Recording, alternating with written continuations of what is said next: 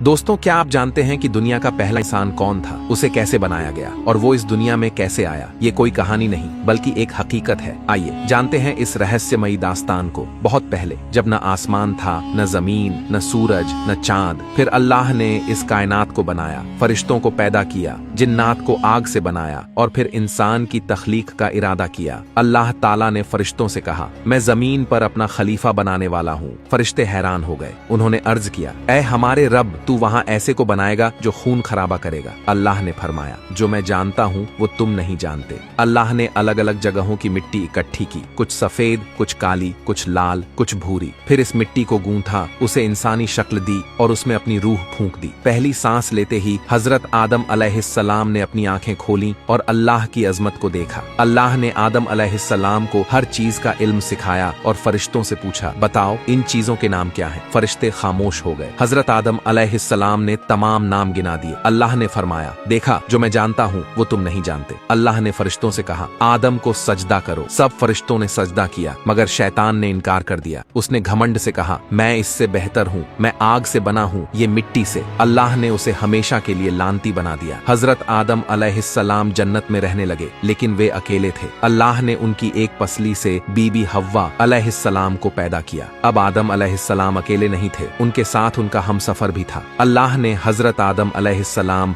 और बीबी हव्वा अलैहिस्सलाम से कहा, तुम दोनों जन्नत में ही रहो, जो चाहो खाओ, सब इजाजत है, लेकिन इस दरख्त के पास मत जाना। ये एक इम्तिहान था, लेकिन शैतान की नजरें उन पर लगी रहती थीं। शैतान ने मौका देखते ही चौंका मारा और उनके कानों में फुसफुसाने लगा, ऐ आदम, अगर तुमने इस दरख्त का फल खा लिया तो हमेशा जन्नत में रहोगे। हजरत आदम और बीबी हव्वा अलैहिस्सलाम बहक गए। उन्होंने फल खा लिया। जैसे ही उन्होंने खाया, उनका जन्नती लिबास हट गया। वे घबराकर खुद को ढकने लगे। अल्लाह ने फरमाया, अब तुम जमीन पर जाओ, वहां रहोगे, मरोगे और फिर कयामत के दिन उठाए जाओगे। हजरत आदम अलैहिस्सलाम और बीबी हव्वा अलैहिस्सलाम को अलग अलग जगह भेज दिया गया। वो पहली बार अकेले थे, क्योंकि पहली बार इस दुनिया में भेजे गए थे। हजरत आदम अलैहिस्सलाम ने रो रो कर अल्लाह से तौबा की और अल्लाह ने उन्हें माफ कर दिया। अब इंसानियत की असली दास्तान वहीं से शुरू हुई और आज हम सब उसी नबी की औलाद हैं। दोस्तों, शैतान हमेशा इंसान को गुमराह करने की कोशिश करता है, लेकिन अल्लाह की रहमत से तौबा करने वाले को माफ कर दिया जाता है। क्या आप इस हकीकत से पहले से वाकिफ थे? कमेंट में जरूर बताइए।